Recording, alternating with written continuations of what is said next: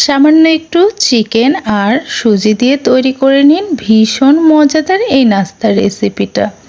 আসসালামু আলাইকুম everyone, welcome back to my channel. আজকে আমি আপনাদের সাথে শেয়ার করছি ভীষণ মজার একটা রেসিপি। তো এই রেসিপিটা তৈরি করার জন্য আমি এখানে 1 কাপ পরিমাণে সুজি নিয়ে নিচ্ছি। আমি সুজিটা 1 কাপ নিয়েছি, আপনারা চাইলে বাড়িয়ে কমিয়ে নিতে পারেন।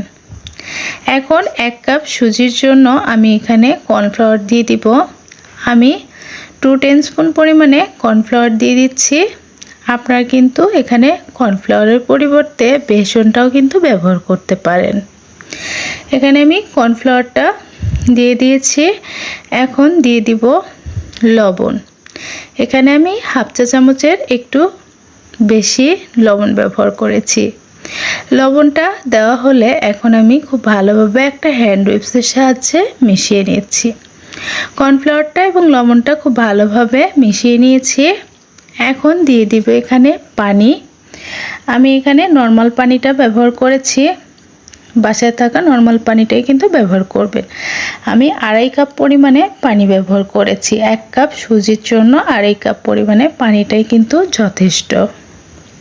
এখন আমি আবার একটু ভালোভাবে নাড়াচাড়া করে দিচ্ছি।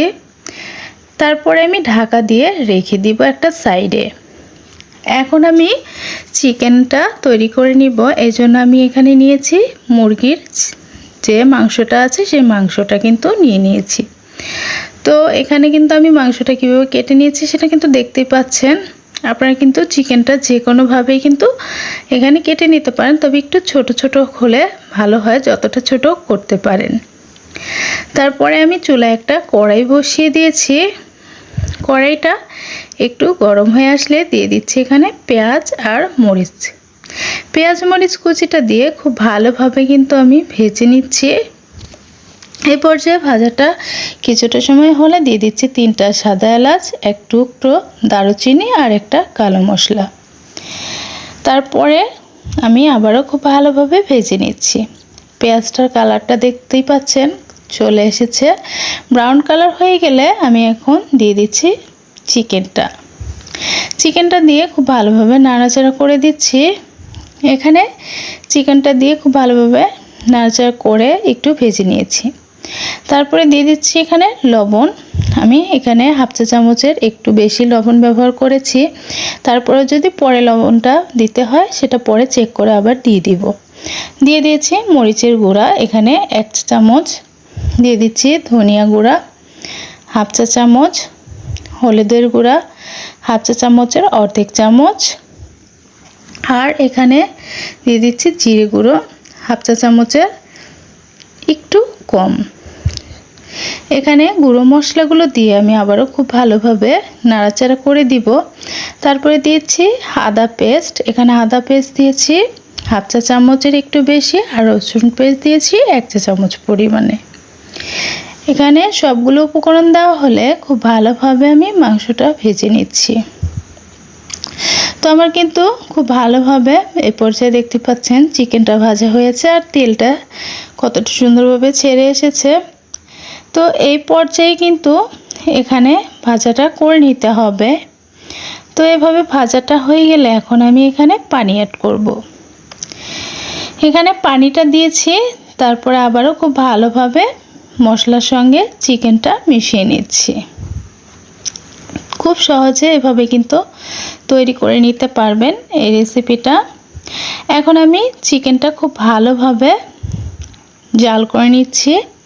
চিকেনটা আমার কীরকম অবস্থায় এসেছে সেটা কিন্তু দেখেই বুঝতে পারছেন। এরকম অবস্থায় আসলে আমি এখন মশলাগুলো কিন্তু ফেলে দিব। মশলাগুলো পরে দাঁতের নিচে পড়বে, ফেলে না দিলে সেটা কিন্তু খেতে একদমই ভালো লাগবে না। তো এখন আমি এই পর্যায়ে ফেলে দিলাম। মশলাটা ফেলে দিয়ে এখন খুব ভালোভাবে আবারও দেখতে পাচ্ছেন এখানে জাল করে নিচ্ছি।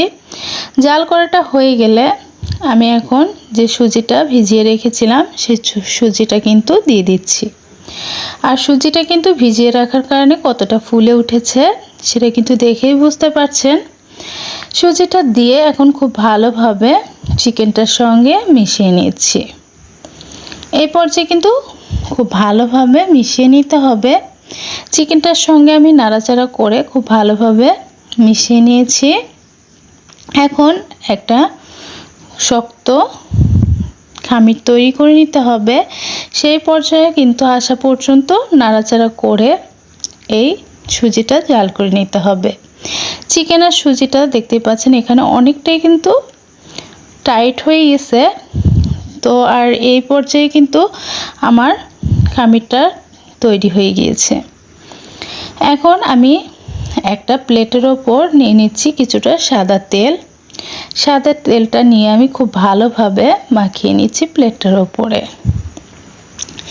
প্লেটটার ওপরে মাখিয়ে নিয়ে তেলটা তারপরে আমি সেই সুজি এবং চিকেনের মিশ্রণটা দিয়ে দিচ্ছি প্লেটের ওপরে। আমি সবটা কিন্তু এখানে ব্যবহার করছি না, অর্ধেকটা এই প্লেটে ব্যবহার করব আর অর্ধেকটা আমি অন্য প্লেটে নিয়ে নিব। এখন খুব ভালোভাবে আমি একটা শেপ দিয়ে নিচ্ছি। দেখতে পাচ্ছেন এখানে পরোটার যে শেপ হয় আমি কিন্তু সেই শেপটা দিয়েছি। আপনারা গোল শেপও কিন্তু দিতে পারেন। হাত দিয়ে চেপে চেপে আমি শেপটা কিন্তু দিয়ে নিচ্ছি। তো শেপটা কিন্তু আমার হয়ে গেছে অলরেডি, দেখে বুঝতে পারছেন। এখন আমি ঠান্ডা হওয়ার জন্য রেখে দিব। ঠান্ডা হয়ে গেলে কিন্তু সুজির এই মিশ্রণটা অনেকটাই সেট হয়ে যাবে। তারপরে আমি ঠান্ডা করে নিয়ে একটা ছুরির সাহায্যে কেটে নিচ্ছি। ঠিক এভাবে আমি কেটে নিচ্ছি, দেখেই বুঝতে পারছেন। আপনারা কিন্তু চাইলে অন্য শেপেও খুব সহজেই কেটে নিতে পারেন। তো আমি এখানে দেখতে পাচ্ছেন নিমকি শেপে কিন্তু কেটে নিচ্ছি, একটু বড় বড় টাইপের করে। আপনারা চাইলে বড় ছোট যে কোনো শেপেই কিন্তু এভাবেই কেটে নেবেন। আমি দুটো শেপে কিন্তু কেটে নিব। আমি এই প্লেটেরটা নিমকি শেপে কেটে নিয়েছি আর অন্যটা আমি অন্য শেপে কেটে নিয়েছি। আপনারা যে কোনো শেপেই কিন্তু খুব সহজেই কেটে নিতে পারবেন। এখন আমি চুলায় একটা কড়াই বসিয়ে দিয়েছি। কড়াইটাতে দিয়ে দিচ্ছি পরিমাণ মতো তেল। এখানে ডুবো তেলে তৈরি করতে হবে না, অল্প তেলেও কিন্তু তৈরি করে নিতে পারেন খুব সহজেই। তো আমি খুব ভালোভাবে এখন ভেজে নিব এই নাস্তার রেসিপিগুলো। নাস্তাটা আমি কিছুটা দিয়ে খুব ভালোভাবে উল্টিয়ে পাল্টিয়ে ভেজে নিচ্ছি। খুব সহজে কিন্তু পরিবারের জন্য এইভাবে এই রেসিপিটা তৈরি করে নিতে পারবেন। আর ছোট বড় সকলেই ভীষণ পছন্দ করবে এই রেসিপিটা, খুবই মুচমুচে আর খুবই সুস্বাদু। তো আপনাদের যদি আজকের এই রেসিপিটা ভালো লাগে আমার চ্যানেলটা কিন্তু অবশ্যই শেয়ার করবেন আর ভালো লাগলে পাশে থাকবেন। লাইক কমেন্ট করে জানাতে ভুলবেন না রেসিপিটা কেমন লেগেছে। আমি অন্যটা কোন শেপে করে নিয়েছি সেটা কিন্তু দেখেই বুঝতে পারছেন। আমি পরবর্তীগুলো ঠিক একইভাবে ভেজে নিচ্ছি। উল্টিয়ে পাল্টিয়ে খুব ভালোভাবে ভেজে নিতে হবে। আর এই পর্যায়ে কিন্তু চুলার আঁচটা একদম লোতে রাখা যাবে না, চুলার আঁচটা কিন্তু মিডিয়াম টু লোতে রেখে ভেজে নিতে হবে। খুব জোরে করেও চুলার আঁচটা দেওয়া যাবে না। ভাজা হয়ে গেলে আমি এখন উঠিয়ে নিচ্ছি। তৈরি হয়ে গেল আমার আজকের এই ভীষণ মজাদার রেসিপি। তো বন্ধুরা আপনারা কিন্তু খুব সহজে পরিবারের সকলের সঙ্গে এই রেসিপিটা শেয়ার করতে পারেন। আশা করছি সকলেই খুবই পছন্দ করবে, সকলেরই খুবই ভালো লাগবে। তো বন্ধুরা আজকের মতো বিদায় নিয়ে নিচ্ছি। সকলে ভালো থাকবেন, সুস্থ থাকবেন এই কামনা করে। ওকে বন্ধুরা, আল্লাহ হাফেজ।